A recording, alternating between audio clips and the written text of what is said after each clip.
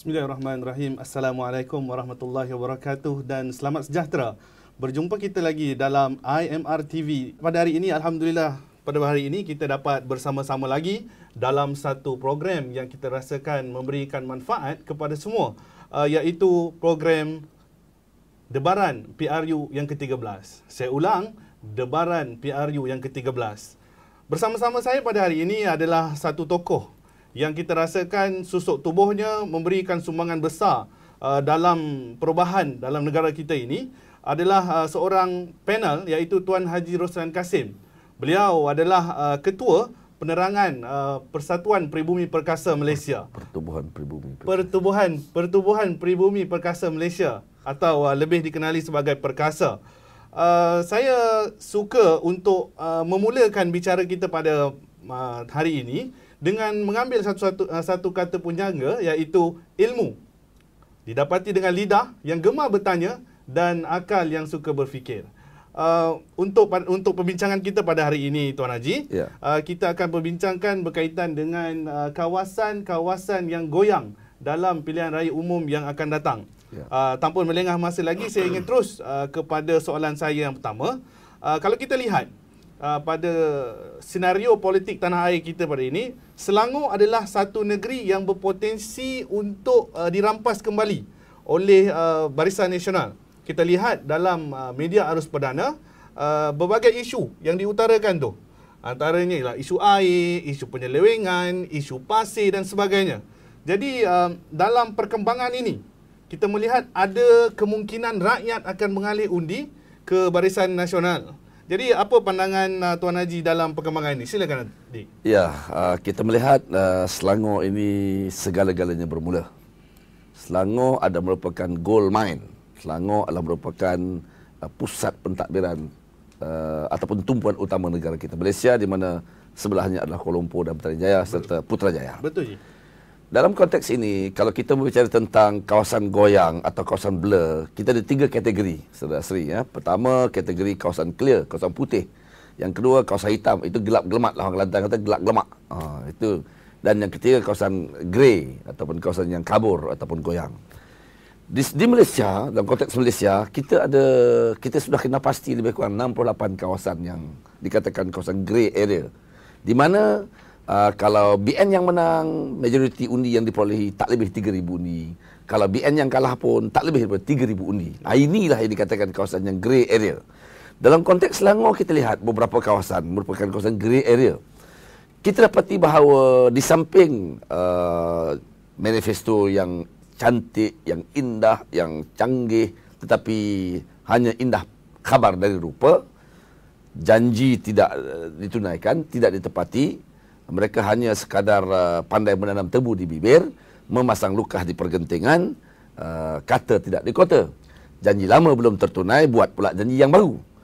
Itu satu faktor. Ya. Faktor yang kedua yang saya rasa, dia ada pulling factor and pushing factor. Saya penuh yakin rakyat di Selangor pertamanya telah terbuka mata, telah terbuka hati, telah terbuka minda. Dulu mendengar guruh di langit, air di tempayan dicurahkan. Melihat burung terbang dipipihkan lada. Dek kerana marah 1-2 ekor nyamuk, kelambu dibakar. Itulah senario yang berlaku ketika itu. Jatuhnya Selangor ke tangan pembangkang bukan kerana pembangkang kuat, dan bukan pula kerana BN lemah. Jatuhnya Selangor, Kedah, Penang pada PRU ke-12 tahun 2008 yang lalu, pada saya simpulkan ada 7 faktor utama. Faktor pertama, kritikan yang terlalu hebat terhadap kepimpinan yang ada pada ketika itu. Dan kritikan ini bukan hanya datang dari pembangkang, malah dari dalam batang tubuh kerajaan itu sendiri, dan parti UMNO dan BN itu sendiri, di samping kritikan oleh pihak kerajaan. Dan pada saya, kesan yang lebih besar ialah apabila kritikan terhadap kelemahan kepimpinan negara dan negeri yang ada pada ketika itu datangnya daripada seorang negarawan ulung, mantan Perdana Menteri Malaysia, sampai mengambil keputusan keluar parti. Walaupun untuk beberapa bulan, tapi itu cukup memberikan kesan yang besar dalam membentuk pemikiran, membentuk kecenderungan hati untuk rakyat membuat keputusan ketika itu. Saya suka nombor yang Tuan Haji katakan tadi. Ya. Ada beberapa tempat yang dikatakan grey area. Jadi kalau kita lihat propaganda yang dijalankan oleh pihak pembangkang, saya katakan saudara Badrul Hisham Shahrin, tak silap saya orang kampung Tuan Haji juga ni. Saudara Badrul Hisham Shahrin telah mendedahkan bahawa BN akan tumpah, habis, kalah. Kata orang Negeri habis. Satu apa pun tak ada. Jadi akan mengalami satu kekalahan yang teruk, yang mana dalam kerusi parlimen hanya BN akan menang 77 undi saja. 77 kursi parlimen daripada 22 kursi parlimen yang ada di dalam negara kita ini. Jadi apa pandangan saudara Roslan Kasim berkaitan dengan pendedahan ini? Adakah ini betul ataupun cuma isu saja?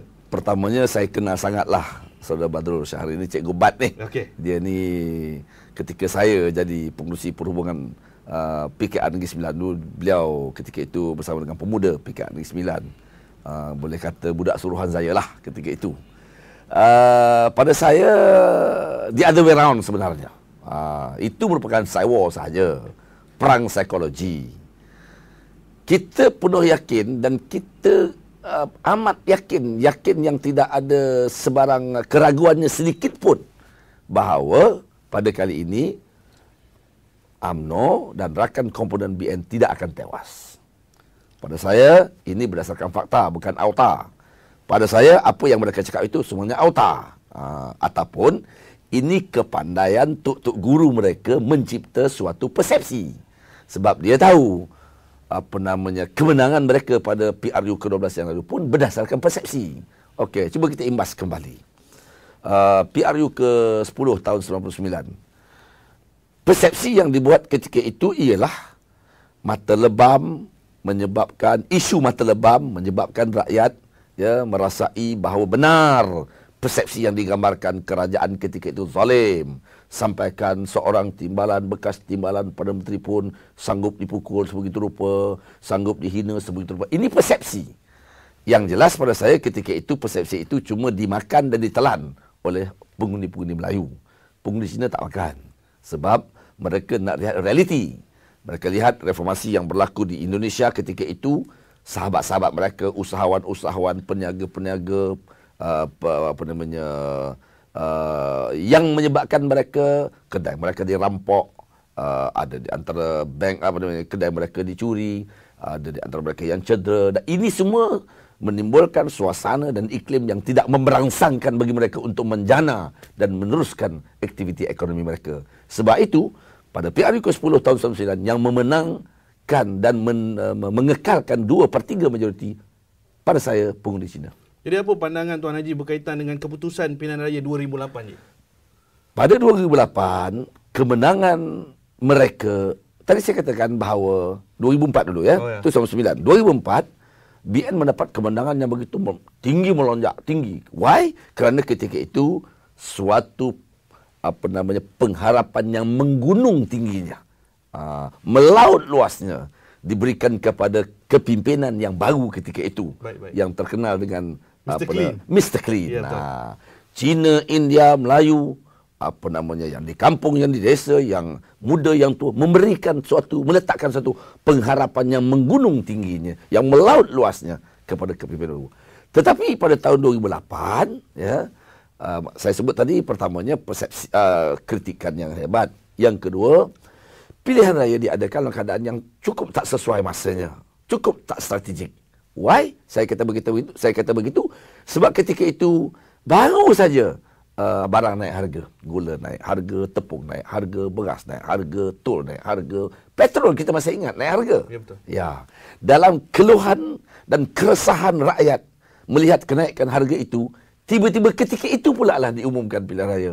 Pada saya, wrongly advised. Adakah saudara melihat bahawa ini adalah satu percaturan yang salah daripada kepimpinan pada masa itu? Loud and clear, crystal clear, memang salah. Kalau boleh. Memang salah.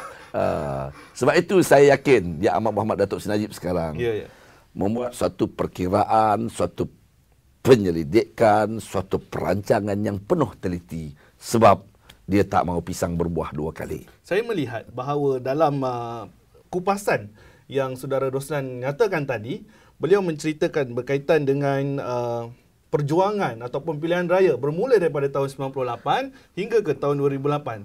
Saya ingin tarik perhatian saudara Roslan berkaitan dengan satu pilihan raya kecil pada tahun 2000, di mana saudara sendiri, susuk tubuh yang ada ketika ini, bertanding di atas tiket PKR di Parlimen Teluk Kemang. Dan keputusannya saudara tewas, hampir 6,000.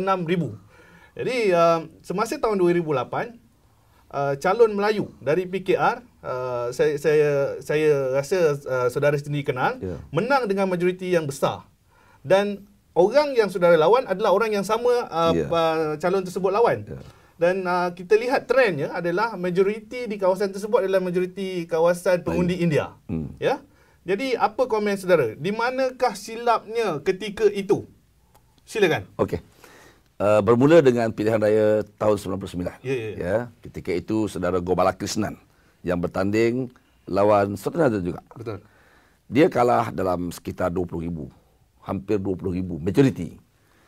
Selang tak sampai setahun sebenarnya, kita adakan pilihan raya umum tahun 99 dalam bulan November. Sedangkan pilihan raya kecil itu kalau tak silap saya dalam bulan Jun. So dalam tempoh less than 1 year, singkat daripada setahun, saya telah melonjakkan menurunkan majoritinya daripada 20,000 kepada 6,000. Itu satu pencapaian yang merangsangkan. Betul-betul. Maknanya dalam 14,000 punya. So tidak mengherankan bagi saya apabila PRU ke-12 tahun 2008, Datuk Kamarul Bahrin menang kerana saya telah menebang tebas. Saya telah menebang tebas, saya telah bercucuk tanam, dia datang kutip buah saja. Daripada itulah dia yang menyebabkan perkara itu berlaku. Dan satu lagi yang paling besar, ketika 2008 tsunami. Tsunami politik yang orang yang tak sangka menang pun menang. Tambah pula Teluk Kemang tepi pantai. Tak lagi. Ombak dan gelombang yang besar itu yang menyebabkan berlakunya sekali air bah, sekali pantai berubah. Ya, jadi saya nak tanya saudara Roslan, adakah Teluk Kemang merupakan salah satu tempat yang dirasakan goyang untuk pilihan raya umum yang ke-13 ini? Ya. Pertamanya saya betulkan fakta saudara tadi bahawa Teluk Kemang bukanlah majoritinya India, tetapi ramai. Majoriti masih Melayu, tapi persentasenya ramai jika dibandingkan dengan parlimen-parlimen lain, sebab kebetulan bercambahnya ladang-ladang yang ada di kawasan. Maknanya pengundi India memberikan suatu kesan dan impak yang agak besar dalam membuat keputusan menentukan siapa yang akan menang. Untuk PRU yang 13 akan datang, kita melihat, yes, Teluk Kemang salah satu kawasan grey. Betul calon yang ditampilkan oleh BN, saya penuh yakin rakyat akan seperti ombak yang boleh merubah pantai. Sebab setelah mereka berikan mandat selama 4 tahun lebih kepada PKR menjadi ahli parlimen, mereka nampak dengan mata mereka apa yang mereka boleh buat. Ya, betul. Hanya cakap dan cakap. Apatah lagi cakap tak serupa bikin tak serupa cakap. Yang dia cakap lain, jadi bikin lain. Kadang-kadang dia cakap lain, dia bikin lain. Kadang-kadang dia bikin lain, dia cakap lain. Kadang-kadang cakap pun tidak, bikin pun tidak. Jadi saya yakin bahawa senario yang ada sekarang, kawasan Sirusa yang mereka dimenang oleh PKR. Kawasan Chua yang dimenang oleh PKR. Dan kawasan Linggi yang dimenang oleh BN, memperlihatkan dua perubahan, dua keadaan yang berbeza. Jadi rakyat dulu tak tahu, mereka belum pernah lagi kononnya nak adakan perubahan. Mereka pun sahut suruhan untuk berubah. Tetapi perubahan yang kita nak bukan perubahan yang menuju ke arah kemunduran. Perubahan yang kita nak ke arah yang lebih baik, ke arah yang lebih cemerlang, ke arah yang lebih bermanfaat. Ini baru namanya perubahan yang merangsangkan, perubahan yang positif. Kalau tidak, jadi perubahan yang negatif. So saya yakin betul calonnya, kena strateginya, Teluk Kemang akan kembali ke pangkuan UMNO dan Barisan Nasional. Baik.